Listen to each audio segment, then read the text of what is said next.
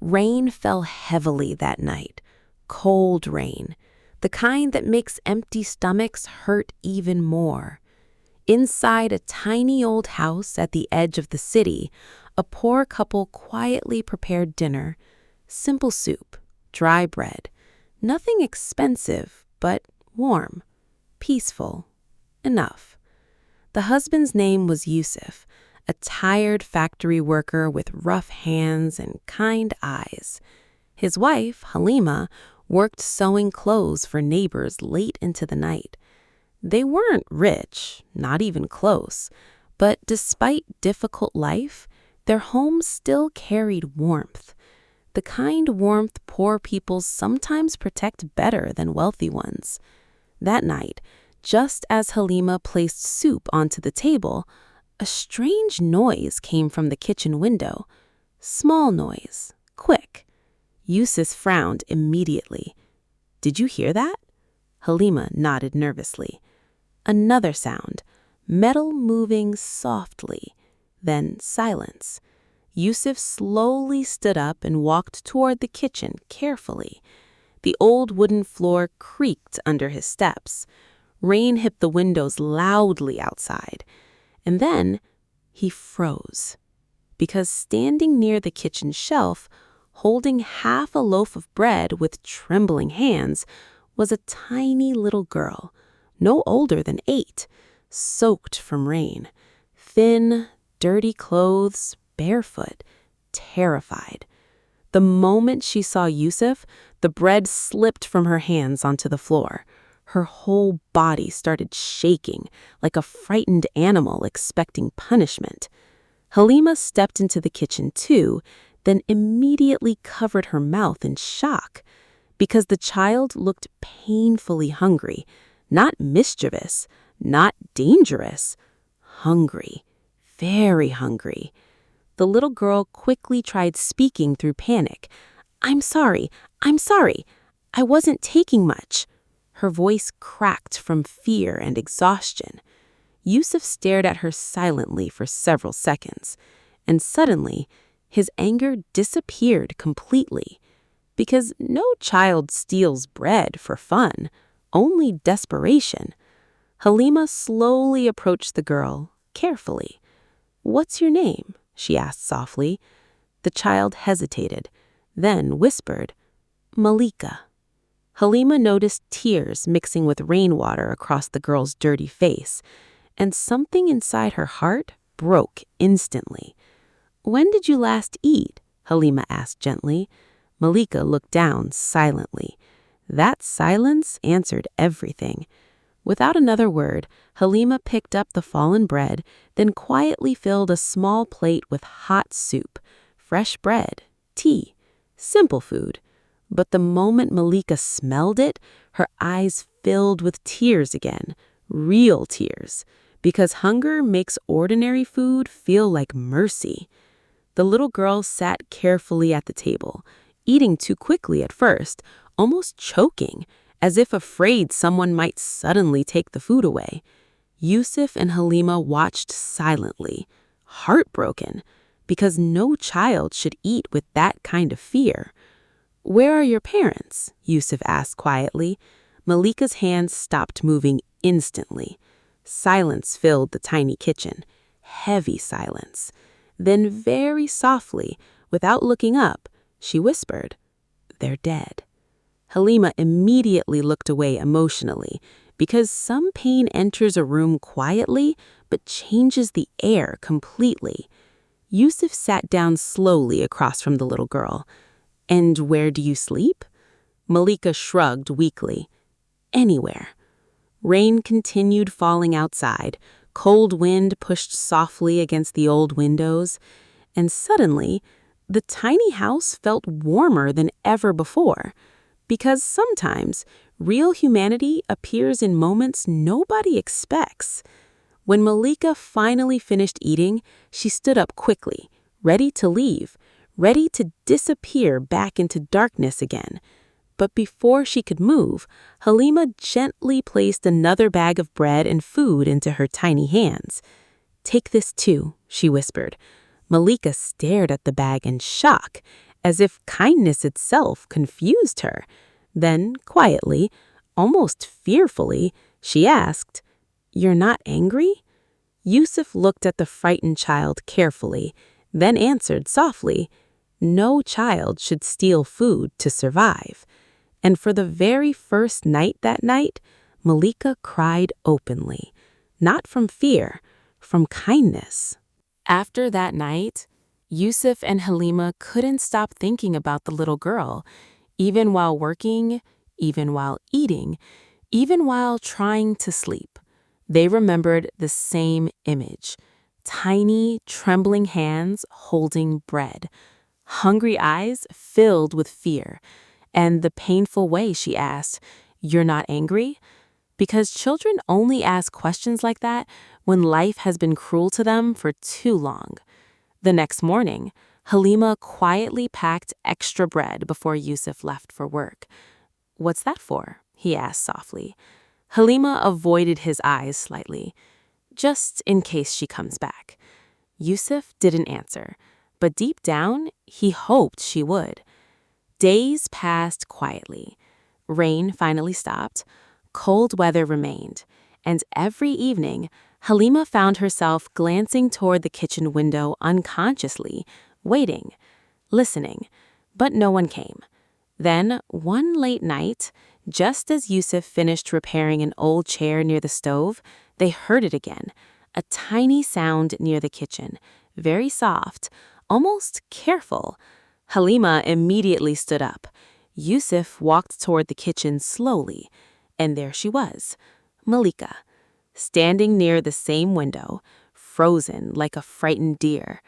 This time, she wasn't trying to steal anything.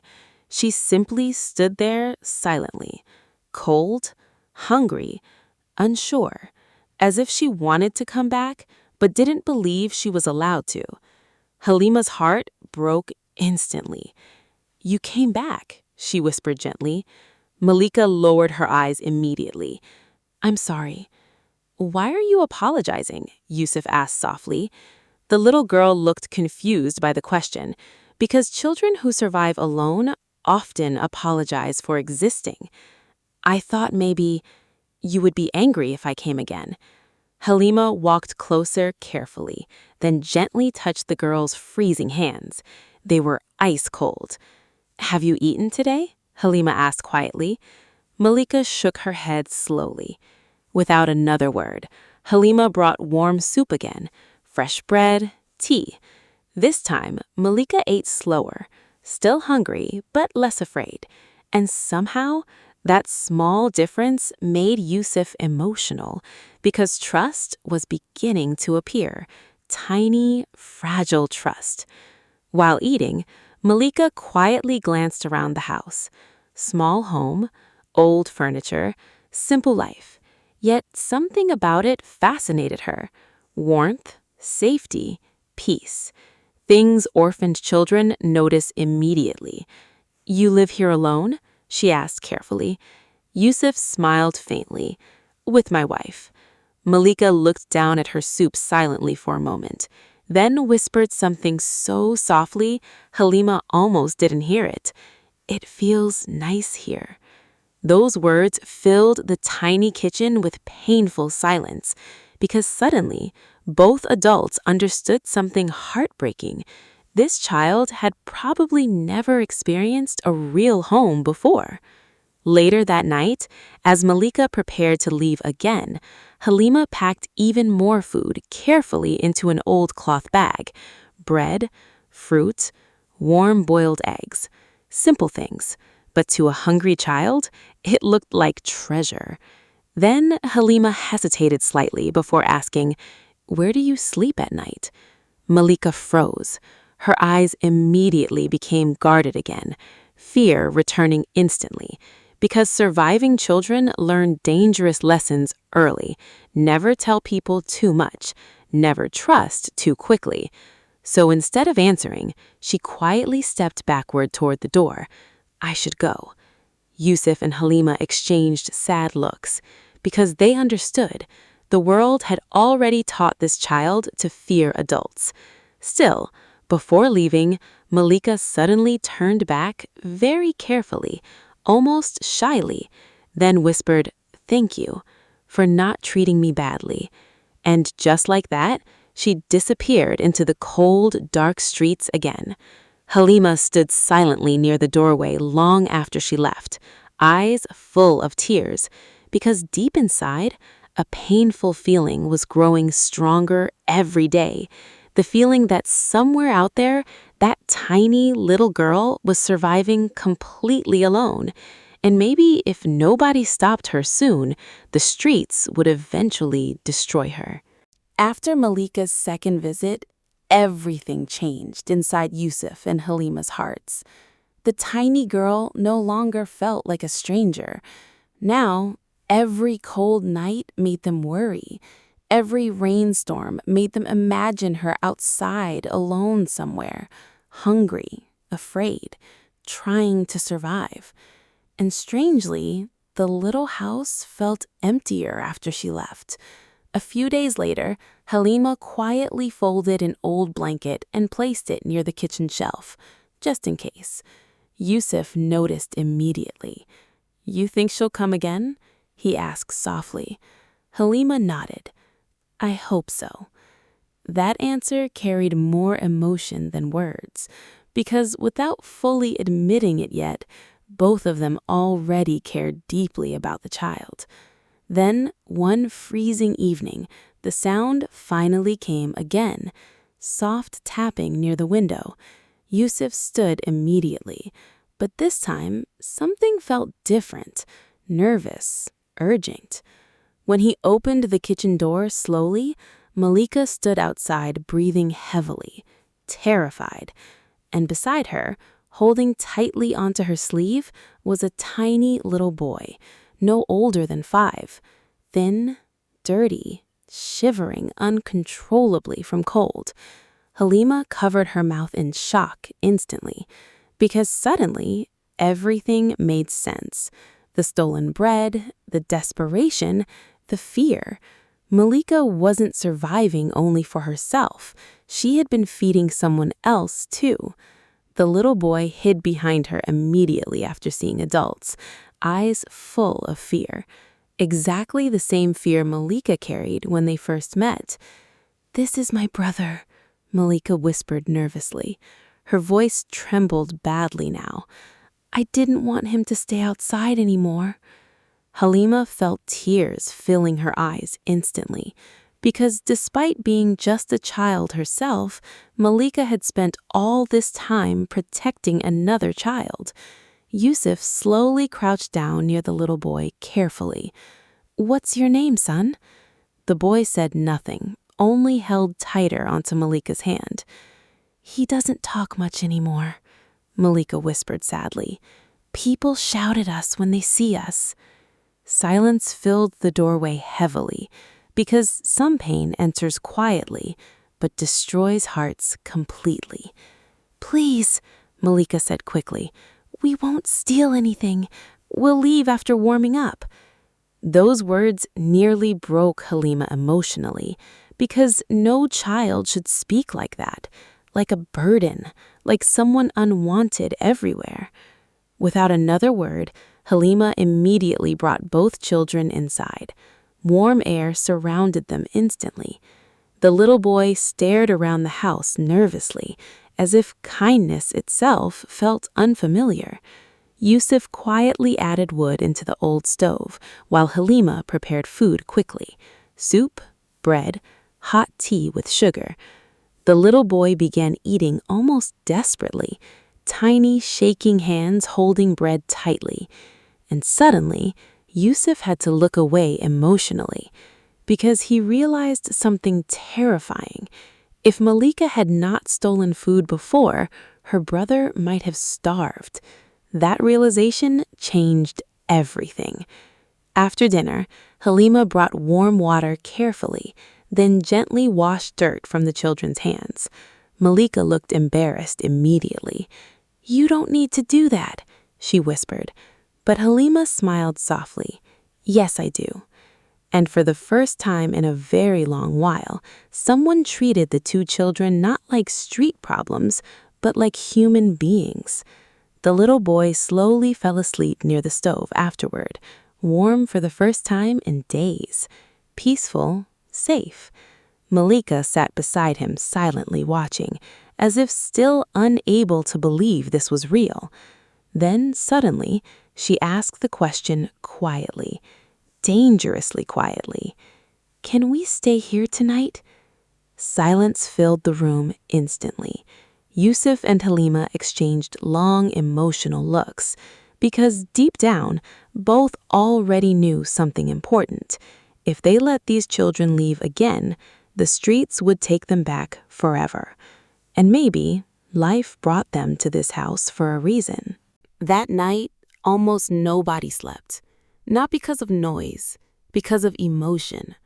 The little boy slept peacefully near the stove, wrapped inside Yusuf's old blanket, tiny hands still holding the edge tightly, as if afraid warmth might disappear suddenly. Malika stayed awake beside him for a long time, watching, protecting, even while exhausted herself. And that image quietly broke Halima's heart, because no child should carry responsibility that heavy, especially not an 8-year-old girl. Late into the night, after both children finally slept deeply, Yusuf and Halima sat quietly at the small kitchen table. Only candlelight filled the room. Rain tapped softly against the windows again, and silence hung heavily between them. Emotional silence. Finally, Halima whispered, "We can't send them back outside." Yusuf lowered his eyes slowly, because deep down, he already knew she was right. But reality still frightened him. They were poor, very poor, sometimes barely surviving themselves. Yusuf worked exhausting factory shifts. Halima sewed clothes late into the night just to help pay bills. How could they suddenly raise 2 children, too? "What if we failed them?" Yusuf whispered quietly. Halima looked toward the sleeping children, then answered softly, "They're already failing out there alone." Those words settled heavily inside the tiny house, painfully true, because sometimes love begins before people fully understand what they are agreeing to sacrifice. Morning arrived slowly. Cold sunlight entered through the small kitchen windows. The little boy woke first, confused, then frightened briefly after realizing where he was, until Malika gently held his hand, and immediately he calmed down again. That small moment told Yusuf and Halima everything. These 2 children only had each other, nobody else. Halima prepared breakfast quietly, while Yusuf sat near the children thoughtfully. Finally, after a long silence, he asked carefully, "If you didn't sleep outside, where would you want to live?" Malika froze instantly, like someone afraid to answer wrong. The little boy looked at her nervously too, because street children learn quickly. Hope is dangerous, very dangerous. Slowly, carefully, Malika looked around the tiny, warm kitchen, then whispered, "Here." The answer came out so softly it nearly shattered Halima emotionally, because no child should say the word home with that much fear. Yusuf looked at Halima silently, and in that moment, without needing many words, they both made the same decision, the kind of decision that changes lives forever. Yusuf slowly stood up, then walked toward the children carefully. The little boy immediately held tighter onto Malika again, but Yusuf crouched down gently in front of them and softly said, "You don't have to sleep on the streets anymore." Complete silence. Malika blinked rapidly, as if she didn't understand. Halima knelt beside Yusuf and smiled warmly. "If you want, you can stay with us." The little boy looked confused, but Malika's eyes instantly filled with tears. Not small tears, the kind people cry when life suddenly becomes too heavy emotionally. "You mean forever?" she whispered shakily. Halima gently touched her hair. "Yes." And suddenly, the little girl who spent months surviving like an adult broke down completely, crying openly, violently, not from sadness, from relief. Because after losing everything, after hunger, fear, cold streets, and loneliness, someone finally chose them, not temporarily, completely. The little boy started crying too, without fully understanding why, only knowing something beautiful had happened. Yusuf pulled both children gently into his arms, and inside that tiny, poor house, a family was born quietly, not through blood, not through wealth, through mercy. And none of them knew yet that this single act of kindness would one day change all four of their lives forever. The first weeks felt unreal for Malika. Every morning, she woke up confused for a few seconds. Warm blanket, safe walls, the smell of breakfast from the kitchen. No rain, no cold streets, no fear of sleeping hungry. And every single morning, she quietly checked beside her first to make sure her little brother was still there too, safe, warm, alive. Because children who survive loss learn not to trust happiness immediately. They expect it to disappear. At first, both children behaved carefully inside the house. Too carefully. They apologized constantly for taking bread, for spilling water, for making noise, even for breathing too loudly sometimes. And that broke Halima's heart more than anything else, because children should not live like guests inside love. One evening, during dinner, the little boy accidentally dropped his spoon onto the floor. The loud sound made him freeze instantly, eyes full of terror, as if punishment was coming. Malika immediately pulled him protectively closer, both children silently waiting for anger. But instead, Yusuf simply picked up the spoon calmly, then smiled softly. "Happens to me too." The little boy stared at him in confusion, because kindness after mistakes still felt unfamiliar.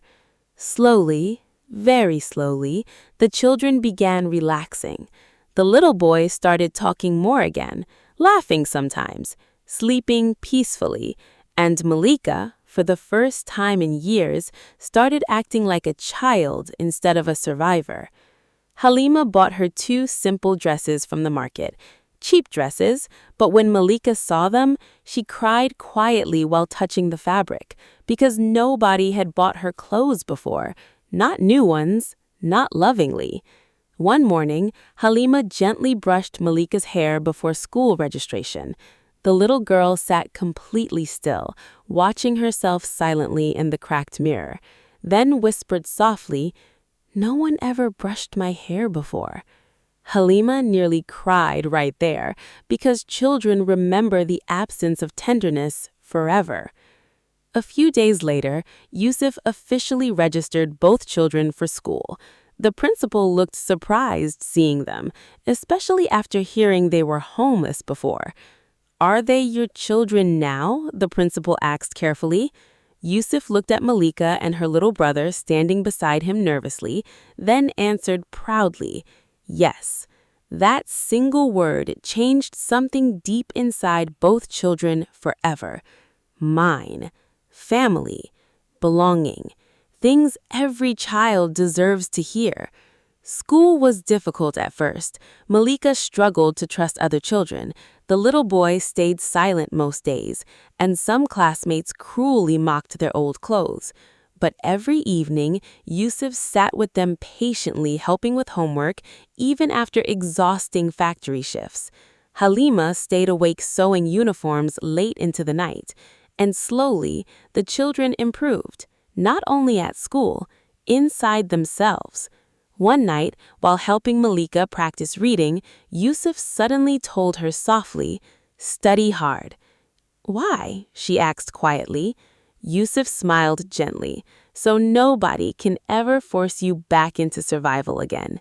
Those words stayed inside her heart permanently, because for the first time, someone wasn't teaching her how to survive, they were teaching her how to dream.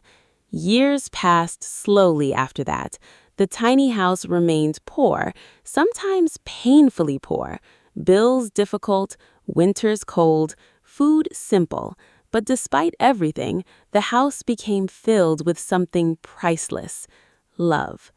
Real love, the kind built quietly through sacrifice.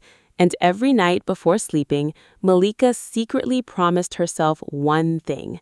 One day, she would repay these two people for saving their lives, even if it took forever. Years passed quietly inside the tiny old house. The walls remained cracked. The roof still leaked during heavy rain. Winter mornings stayed painfully cold, but something inside that home had changed forever. Hope lived there now. Real hope.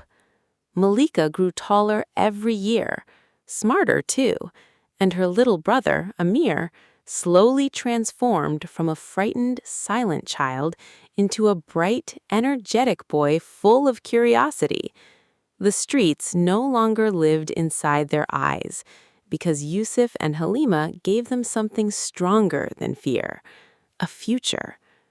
Every single morning, before leaving for the factory, Yusuf repeated the same words: "Study hard, build your future. Knowledge changes destiny." At first, the children simply listened quietly, but over time, those words became part of their hearts.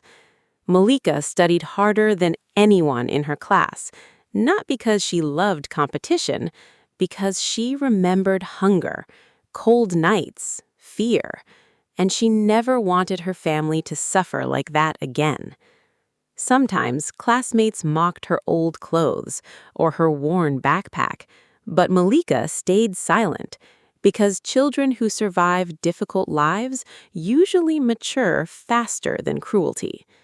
One afternoon, after school, a teacher stopped Yusuf near the gate. "Your daughter is extraordinary," she said emotionally. "She could study anywhere one day." Yusuf smiled proudly, not proudly for himself, for her, because watching children succeed after suffering feels like witnessing miracles slowly happen. Meanwhile, Amir became obsessed with books, science, technology, machines, anything he could learn. Sometimes the tiny house lost electricity at night, but even then, the children studied under candlelight without complaining. Halima secretly cried watching them sometimes, because she remembered the terrified, starving children who once entered through the kitchen window. Now they carried dreams bigger than poverty itself. One freezing winter evening, Yusuf returned home coughing badly after factory work. His hands shook from exhaustion, but when he entered the house, he froze, seeing something unexpected. Malika and Amir sat at the kitchen table teaching neighborhood children for free. Math, reading, writing, using old notebooks carefully. The tiny room filled with laughter and learning. Yusuf quietly watched from the doorway emotionally, because suddenly he realized something beautiful. Kindness had multiplied. The love given to these children was already spreading into the world through them. That night, during dinner, Malika suddenly looked at Yusuf and Halima seriously. "One day," she said, "I'm going to buy you a beautiful house." Halima laughed softly. "This house is enough." But Malika shook her head stubbornly. "No, you saved us. Now it's our turn to save you." Yusuf smiled emotionally, because children raised with love often grow into grateful adults. Years continued passing. Then, one extraordinary day, everything changed again. Malika received a scholarship opportunity to study abroad, a huge opportunity, the kind people from poor neighborhoods only dream about. The entire school celebrated. Teachers cried proudly. Amir soon received the same opportunity too. But that night, inside the tiny house, nobody felt fully happy, because opportunity sometimes arrives carrying painful separation too. Halima quietly folded clothes while hiding tears. Yusuf remained silent longer than usual, and Malika noticed immediately. "You don't want us to go?" she asked softly. Yusuf looked at both children carefully, then answered honestly, "I want you to fly higher than this life ever allowed us." Silence. "But," he continued quietly, "a father's heart still hurts watching his children leave." Those words shattered the room emotionally, because despite having no blood connection, these four people had become a real family long ago, built through sacrifice, pain, and unconditional love. A few weeks later, the day finally came. At the airport, Halima held Malika tightly, crying silently. Amir hugged Yusuf with trembling shoulders, because deep down, all four of them remembered the same thing. Years ago, they met as strangers. Now, separation hurt like losing pieces of themselves. Before boarding, Malika looked at Yusuf and Halima through tears and whispered, "We'll come back for you." Neither parent realized then just how true those words would become one day. After the children left, the tiny house became painfully quiet. Too quiet. For years, every corner carried life. Books scattered across the table, late-night studying, laughter, footsteps running through the hallway. Now, only silence remained. Halima still cooked too much food accidentally sometimes, then quietly packed leftovers away while pretending not to cry. Yusuf often paused outside the empty bedroom door at night, listening instinctively, as if expecting the children to return from school any moment. But the room stayed silent, because children eventually grow, and life carries them far away. Still, Malika and Amir never forgot them, not even for a single day. Calls came constantly from abroad, long emotional conversations, stories about studies, exams, difficulties, dreams, and every single call ended the same way. "Are you eating properly? Don't work too hard.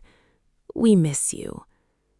Years passed, the children became young adults now, successful, brilliant, driven. Malika studied international business and economics. Amir became one of the top engineering students in his university. Their professors constantly praised them. Scholarships expanded, big opportunities appeared. And yet, despite living in beautiful cities surrounded by successful people, their hearts always returned to one tiny old house back home. Meanwhile, life became harder for Yusuf and Halima physically. Age arrived quietly. Yusuf's back pain worsened every winter. Halima's eyesight weakened slowly from years of sewing late at night. But neither complained much, because poor people often learn how to suffer silently. One evening, neighbors gathered excitedly around a television inside a nearby shop. "Yusuf, come quickly!" Confused, Yusuf entered slowly and suddenly froze, because on the television screen stood Malika, elegant suit, confident posture, speaking fluent English at an international conference. Reporters surrounded her, bright lights everywhere. The television host smiled proudly. This young woman grew up in poverty and is now leading one of the most promising international development programs abroad. Yusuf's eyes instantly filled with tears, because behind the successful woman on television, he still saw the tiny, hungry girl holding stolen bread in the kitchen. The neighbors clapped proudly around him. Your daughter became famous. Look how successful she is." But Yusuf barely heard them anymore because emotion had already overwhelmed him completely. That night, Halima cried while touching the television screen softly after the interview replayed again. "She looks healthy," she whispered emotionally, "and happy." Yusuf smiled quietly. Yes, that's all parents really want. Weeks later, Amir appeared on television too, young engineering genius, major international projects, interviews, recognition. The whole neighborhood proudly spoke about the siblings constantly now. But inside the tiny house, nothing truly changed. The roof still leaked, bills still piled up, old furniture still creaked, and Yusuf continued working despite growing weaker every year. Then, one cold winter morning, everything changed suddenly. Yusuf collapsed at work, severe chest pain. Workers rushed him to the hospital immediately. Halima arrived trembling with fear. Doctors spoke quietly afterward. The treatment would be expensive, very expensive, and Yusuf could no longer continue factory work safely. That news shattered their world silently, because poor people fear illness differently, not only pain, survival. A few weeks later, Halima stood crying quietly beside a small sign outside their old house, for sale. The same house where their family was born, the same kitchen where two starving children first found warmth. Now they might lose it too. One freezing evening, after meeting another potential buyer, Yusuf and Halima sat quietly outside the house, holding hands silently. Homelessness suddenly standing frighteningly close again. And neither of them noticed yet that far down the street, two black luxury cars were slowly approaching. The evening air felt painfully cold. Yusuf and Halima sat silently outside their tiny old house. The for sale sign moved softly in the winter wind. Neither spoke much anymore, because some worries become too heavy for words. Yusuf's hands trembled slightly from weakness. Halima quietly held his arm tighter, trying to hide her fear. The street around them remained calm, ordinary, until suddenly, bright headlights appeared at the end of the road. Two long, black luxury cars slowly entered the narrow neighborhood street. Expensive, elegant, completely out of place there. Neighbors immediately peeked through windows curiously. Children stopped playing outside.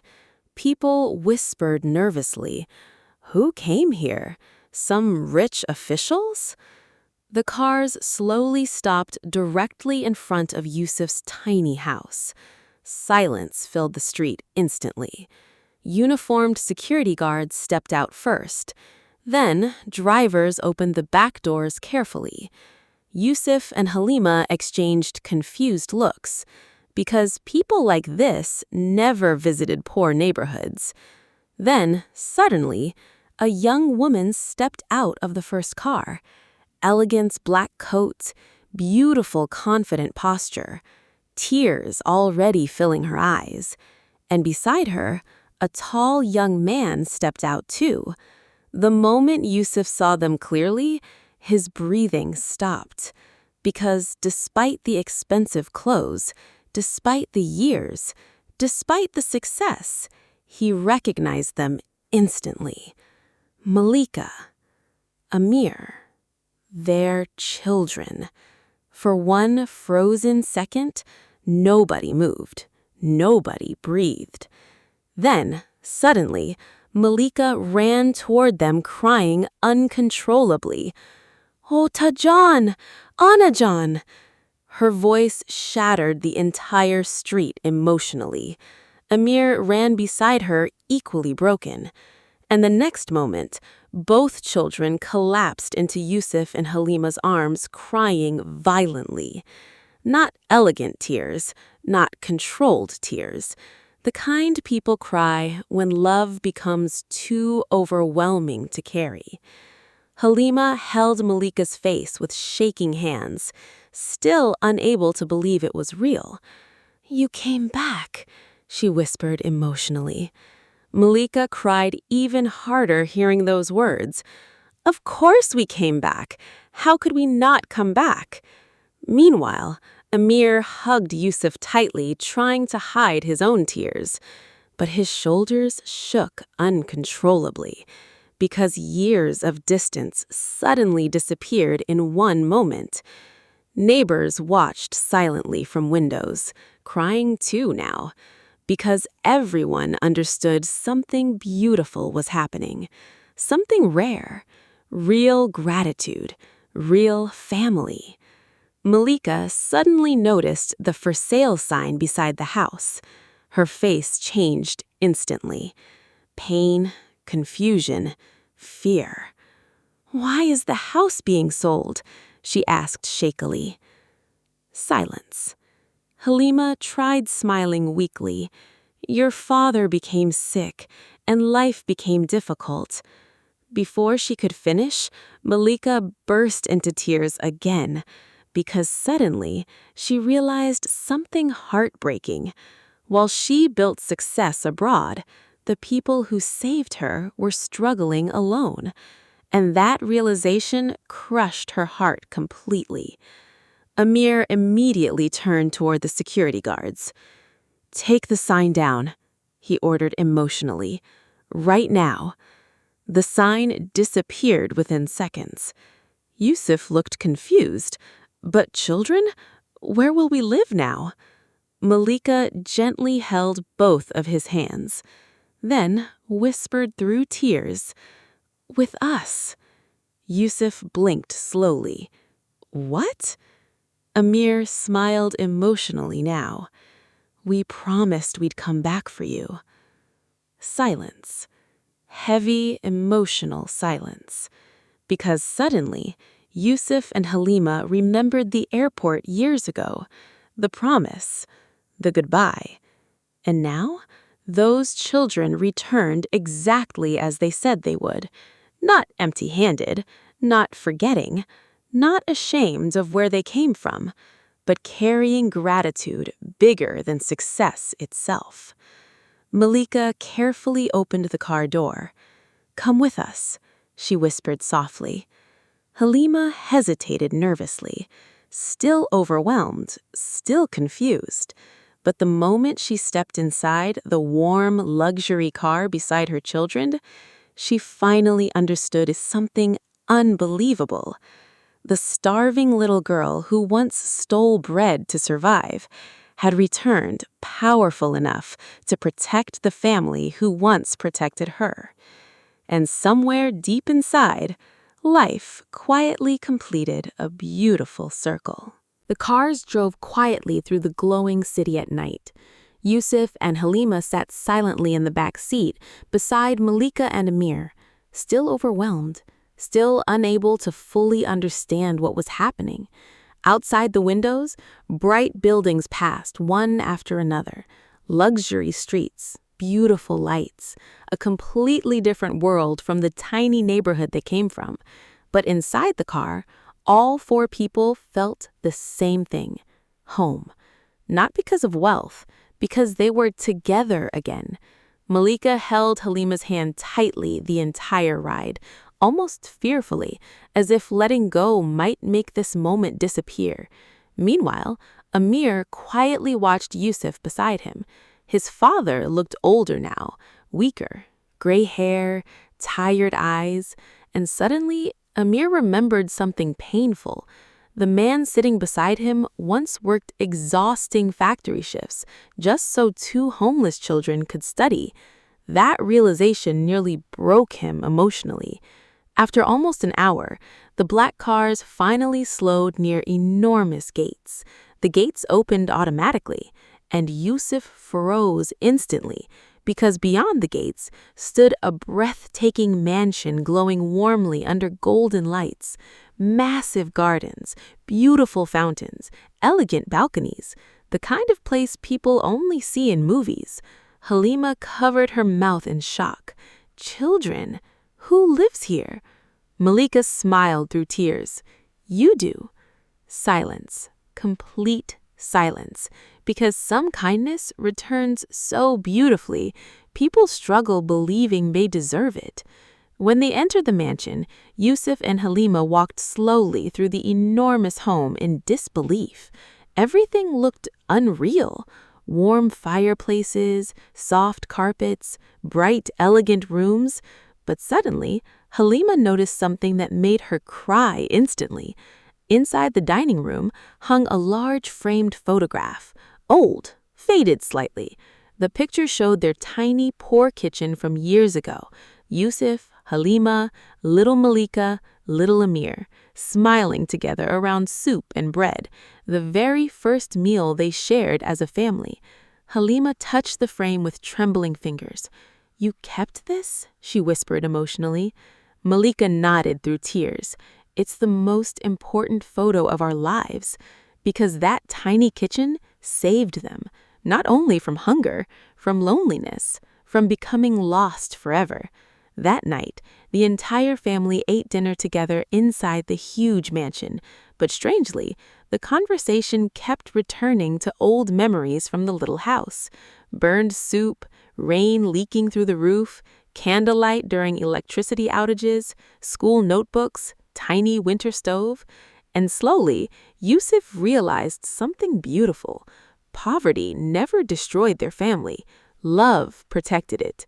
Later that evening, after doctors examined Yusuf privately, Malika finally relaxed emotionally for the first time in weeks, because now her father would receive the best treatment possible. No more factory work, no more fear, no more struggling alone. Near midnight, Yusuf quietly walked onto the large balcony alone. The city lights stretched endlessly below. Beautiful, peaceful. A few moments later, Amir stepped outside beside him silently. For several seconds, neither spoke. Then Yusuf whispered softly, "You became incredible." Amir immediately shook his head emotionally. "No." Pause. "You made us possible." Those words hit Yusuf deeply because suddenly he understood the real meaning of parenthood. Real parents are not the people who give children life. They are the people who give children love, safety, future, belief. Inside the house, Halima brushed tears away while Malika hugged her tightly. "I was always afraid you'd think we forgot you," Malika whispered shakily. Halima immediately held her face gently. "Never. Children raised with real love never forget." And suddenly, both women cried together again, not from sadness, from gratitude, because life had finally rewarded kindness. Years ago, a starving little girl climbed through a kitchen window searching for bread, and instead of punishment, she found mercy. That single act of mercy changed 4 lives forever, because kindness rarely ends where it begins. It grows, it returns, sometimes years later, sometimes through people we least expect. But real kindness always leaves fingerprints on the world. And that night, inside the beautiful home built from gratitude and love, one truth became undeniable. The poorest people in the world are not those without money. The poorest people are those without compassion. If this story touched your heart, remember this. One small act of kindness can completely change someone's future. Never ignore hungry children. Never ignore people in pain. Because the person you help today may one day become the greatest blessing in your life. And real family is not built only by blood, but by love, sacrifice, and mercy. Don't forget to like and subscribe, because some stories don't just make us cry, they remind us to stay human.